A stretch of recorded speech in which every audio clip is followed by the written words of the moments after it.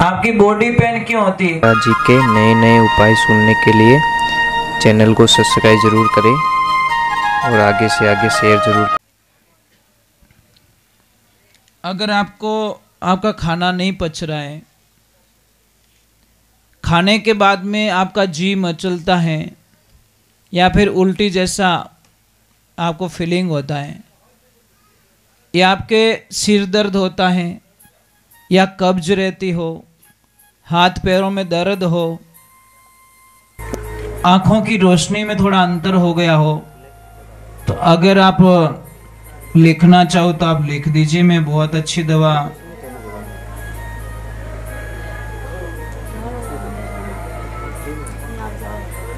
बता रहा हूं आपको, लिखना तो लिख दीजिए। और जब खाना नहीं पचेगा ना सब, तो समझ लीजिए आपके शरीर में हजारों बीमारियां जन्म ले लेगी। ये गैस क्यों बनता है? खाना नहीं पचना। ये सिर दर्द क्यों होता है? खाना नहीं पचना। आपकी बॉडी पेन क्यों होती है? खाना नहीं पचना। आपको बीमारी क्यों होती? शुगर क्यों होती? खाना नहीं पचना, नींद बराबर नहीं आना। तो ये सारी बीमारियां होती खाना नहीं पचने के कारण। जिसका पेट खराब उसकी जिंदगी खराब, ये ध्यान रखिए। तो मैं आपको एक दवा बता रहा हूं, लिख दीजिए। आपको लिखना तो 100 ग्राम अनार के दाने, या तो रिकॉर्डिंग कर दो या लिख दीजिए। 100 ग्राम अनार के दाने, 50 ग्राम मिश्री या खांड ले सकते हो, 50 ग्राम, और 5 ग्राम काला नमक, सेंधा नमक, और 1 चम्मच जीरा लेना आपको। भैया आवाज मत कीजिए। और 2 चम्मच आपको अजवाइन लेनी है। इन सब को मिक्स करके पाउडर बना दीजिए। पाउडर बनाने के बाद में सुबह में भूखे पेट गुनगुने पानी के साथ में 1 चम्मच ले लीजिए। अगर शाम को लेना चाहो तो खाना खाया और खाना खाते ही तुरंत जो लोग सो जाते हैं,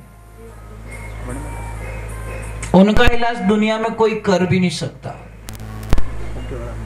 जिसकी आदत होती खायो और आडो वो, उसका इलाज कोई कर ही नहीं सकता। ठीक है, धक्का गाड़ी बना सकता है, हाँ, स्लब स्टार्ट नहीं, धक्का गाड़ी, धक्का दो और स्टार्ट करो, वो गाड़ी बन सकती है, परंतु इलाज नहीं हो सकता उनका।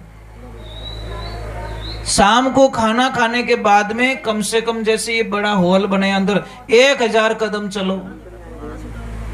माला ले लो, माला भी हो जाएगी।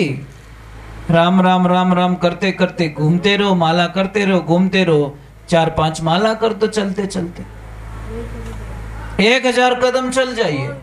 फिर ये दवा लीजिए, आपकी इतनी बीमारियां खत्म हो जाएगी। जिसको तो एक बीमारी लग गई, प्लीज पता नहीं, एक ऐसी भयंकर बीमारी लग गई है। सब कृपा हुई है मोबाइल देवता की। इस मोबाइल देवता की इतनी कृपा हुई है, न तो ये सच बोलने देता है, न जीने देता है, न मरने देता है, और न पढ़ने देता है, न सोने देता है, न टाइम पे खाने देता है।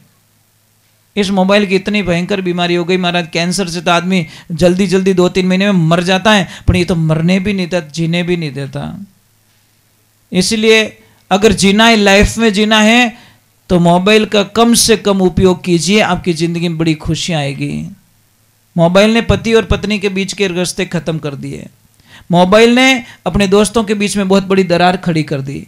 मोबाइल ने पढ़ाई के बीच में बच्चों की लाइफ को खराब कर दी। बच्चे मोबाइल बिना रह नहीं सकते, बोलो, खाना बिना रह जाएंगे। और अगर आप बेटा नाराज मत हो, आप मोबाइल देख रहे हो, कोई अच्छा जो आपका फेवरेट गेम हो, आप देख रहे हो और आपकी मम्मी आवाज लगा दे तो कितना माता चढ़े, please mom not disturb me, मजाक नहीं कर रहा हूं, मम्मी को डायरेक्ट बोलते प्लीज, अने नहीं रही तो झूठ बोल जाई कि मैं तो ऑनलाइन पढ़ाई कर रही हूं, आठा को नहीं फ्री फायर खेल रही है। मतलब कितना झूठ बोलवा देता मोबाइल। इसीलिए दयाल प्लीज मोबाइल से इतनी दोस्ती मत रखिए, आपको लाइफ होना नहीं आपका। हम बच्चों को ये कि please not accept your friend, accept your subject, your life your subject. आपकी लाइफ कौन बनाएगा? आपका सब्जेक्ट। कोई दुनिया में आपका नहीं है, सिर्फ आपका सब्जेक्ट है, वो आप आसमान की ऊंचाई पे छू सकते हो। आप जहां पहुंचना चाहते हो वहां आपका सब्जेक्ट आपको पहुंचा सकता है। आपको डॉक्टर बनना है तो पूरा दिल से पढ़ाई कीजिए, आप डॉक्टर बन के बताओगे। अब मोबाइल में चिपी अड़ा रहे वो आखों दिन, तो डॉक्टर शायद ही बनो। आपको पायलट बनना है तो आपको वो सब्जेक्ट करना पड़ेगा, आपको वो कोर्स करना पड़ेगा, तो आप कुछ कर पाओगे। इसीलिए ध्यान रखें। और एक और बीमारी भयंकर लग गई है, इतना मोबाइल पे I miss you, I like you, बस थोड़ी देर मैसेज नहीं आए तो दिमाग ही काम नहीं करे, टावर ही नहीं आवे। बोलो पता नहीं क्या बीमारी लग गई लोगों को। अरे मिस करना है तो उस परमात्मा को करो, मिस करना है तो अपने पापा को करो, मिस करना है तो अपनी माँ को करो। एक बच्ची को नौकरी लग जाती कंपनी में, कंपनी वाले का कॉल आता है कि आपकी नौकरी पक्की हो गई है। वो नाचने लगी, वो बोला रुक जा, सगाई हुई नहीं, एडवांस में फेरा मत का, अभी तो खाली नौकरी आपकी ओके हुई है, नौकरी करनी कैसे वो पहले सर तो सुन लो। तो लड़की ने बोला बताइए सर, मैं जो होगा मैं करने के लिए तैयार हूं, पर मेरी नौकरी नहीं जानी चाहिए, मेरा जॉब नहीं जाना चाहिए। तो कंपनी वाले ने बोला कि नौकरी आपको लग गई है पक्की बात है, पर इसके जो शर्त है नियम है वो आपको फॉलो करने पड़ेंगे। क्या बोलिए क्या करना पड़ेगा? कि सबसे पहले इस नौकरी में खड़े खड़े काम करना पड़ता है, इस जॉब में खड़े खड़े काम। लड़की ने बोला ओके मैं कर लूंगी। कंपनी में किसी को नाराज नहीं करोगी, ओके मैं किसी का दिल नहीं दुखाऊंगे। तीसरे नंबर, आपको 365 दिन में एक भी छुट्टी नहीं मिलेगी। वो बोली कोई बात नहीं, 365 दिन में छुट्टी नहीं मिलेगी तो एडजस्ट करूंगी। और चौथे नंबर की मेन बात है, 365 दिन काम करने के बाद में भी आपको तनख्वाह का 1 रुपया नहीं मिलेगा। वो लड़की बोली दिमाग खराब तेरा है कि मेरा है? 365 दिन काम मैं करूं, खड़े खड़े काम मैं करूं, सबको खुशी में रखूं और तनख्वाह का 1 रुपया ना मिले? कौन ऐसे बेवकूफ लोग हैं जो तुम्हारी कंपनी में काम करते हैं? कौन ऐसे लोग हैं? तो सामने वाले ने बोला कि हजारों ऐसे लोग हैं जो काम करते। कि कौन? कि बेटा योर मॉम, आपकी माँ। आपकी माँ है ने पूरा दिन बेचारी घर में काम करती है, कभी पापा से पेमेंट मांगा कि तनख्वाह का दो, मेरा 1 महीना हो गया तनख्वाह दे दो मुझे। अगर ये तनख्वाह मांगी रहे तो अपने कनाडा में पिपाड़िया बाज जावे, बोल दे मेरे 20 साल की तनख्वाह दे दो, मुझे कुछ नहीं चाहिए, मैंने जो काम किया पगार दे दो, मैंने तुझे की नहीं चीजें दे सकते हो। हिम्मत है कितनी? कितनी ईमानदार, कितनी ईमानदार। सुबह जल्दी उठती है आपकी मम्मी, बिना कहे आपका टिफिन तैयार करती है, बिना कहे आपके कपड़े धो के रेडी करती है, बिना कहे आपके जूतों को सही जगह रखती है, बिना कहे आपकी सारी सुविधाएं करके रखती है, बिना कहे, कहने की जरूरत नहीं है। फिर भी उस माँ का कोई दिल दुखा दे तो महाराज क्या वो उस माँ को कभी खुशी मिल सकती है? बच्चों का फर्ज बनता है कि उस माँ को कभी तकलीफ ना दे। बेटा जिंदगी में एक ध्यान रखना, मैंने पिता को बड़ा मजबूती में देखा है। आदमी बड़ा मजबूत होता है साहब, कितना भी कर्जा आपके ऊपर चढ़ जाए आप घबराओगे नहीं, कोई न कोई धंधा करके भी उसको वसूल करने की ताकत रखोगे। कोई बीमारी होगी तो लड़ लोगे आप, कोई समाज में मान अपमान होगा तो सहन कर लोगे। परंतु एक लाइफ में ध्यान रखना, एक दिन पिता बहुत रोता है। किस दिन? जिस दिन उसकी लाडली ससुराल जाती है। महाराज मैंने बहुत सारे पिताओं को रोते हुए देखा है, वो सबके सामने तो रोने की हिम्मत नहीं रखता, पर एक तरफ जाके एक तरफ मुंह करके वो बाहर रो भी नहीं सकता संसार के सामने, क्योंकि उसको पता है आज मारे कालजरो टुकड़ो मारे घरों विदा हो गयो। पता नहीं वो रोके भी मेरे से कुछ भी करवा देती थी, मजबूर कर देती थी, परंतु मेरी बच्ची आज मेरी नजरों के सामने से चली गई। माँ कसम बेटियों जिंदगी में ध्यान रखना, आप ससुराल जाओ तो फॉर्चूनर देख के पापा को मत भूल जाना। एक बार गाड़ी में देखकर अपने पिता का चेहरा देख लेना, आपको पता चल जाएगा कि आज मेरे पापा की सारी दुनिया लूट गई, बस कुछ नहीं बचा पापा के पास में। ये गाड़ी, ये बंगला, ये सारी प्रॉपर्टी, दुकानें, फैक्ट्रियां, पापा के पास कुछ नहीं बचा है, क्योंकि आज उसके कलेजे का टुकड़ा इस घर से हमेशा विदा हो गया है। पिता सब सहन कर सकता है, हमारा ध्यान रखना। बहुत सारे कमजोर लोग बैठे यहाँ पे, रो रहे हैं, अभी रो रहे हैं। रोइए मत आप, रोइए मत, हिम्मत रखिए आप। बहुत सारे लोग, कभी क्या होता है कि पापा सब कुछ सहन कर सकते, बेटी को रोते हुए ससुराल भेजना नहीं चाहता। बेटी अगर रो लेना, आके रो लेती है ना, तो पिता के तो धरती आसमान एक हो जाता, क्योंकि पिता कभी नहीं चाहता कि मेरी लाडली को कोई तकलीफ होवे। पिता के लिए हर बेटी राजकुमारी होती है। अगर वही राजकुमारी एक पापा को धोखा दे देती है तो क्या बीतती उसमें, वो तो कुछ समझ भी नहीं पाता। वो पूरा दिन पैरों पे खड़े रहना, इधर उधर भाग दौड़ करना, भूखा प्यासा, कभी टाइम पे रोटी भी नहीं खाते। ध्यान रखना, एक आदमी की कितनी मजबूरियां हो जाती है।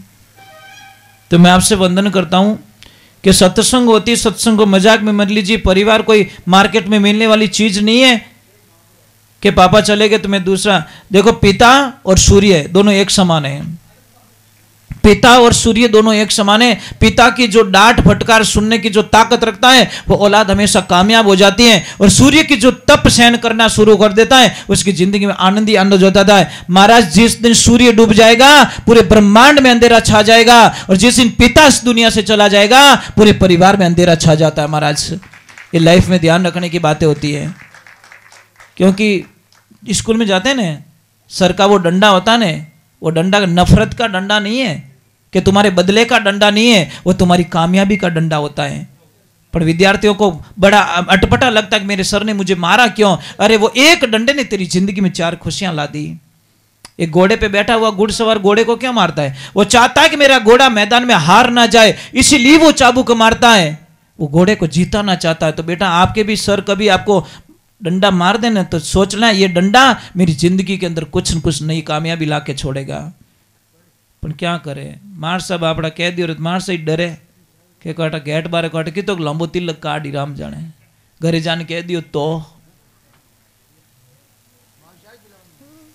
मैंने एक चीज नोट की है, टीचर और सड़क दोनों वहीं के वे रह जाते हैं, पर उस पर निकलने वाले अपनी मंजिल पा लेते हैं। समझ में आ रहा कि नहीं आ रहा है? मास्टर जी वही है, पर बच्चा जो पढ़ा था, जिसको मास्टर जी ने पढ़ाया, वो कोई आईपीएस, कोई कलेक्टर, कोई कहाँ से कहाँ पहुँच गया। पर मास्टर जी हाल उन्हीं स्कूल में कहीं है रे छोरा, कहीं है, वह वटी हाल थोड़ी। और सड़क वहीं के वहीं है, पर इसमें जो चली थी गाड़ी वो कन्याकुमारी पहुँच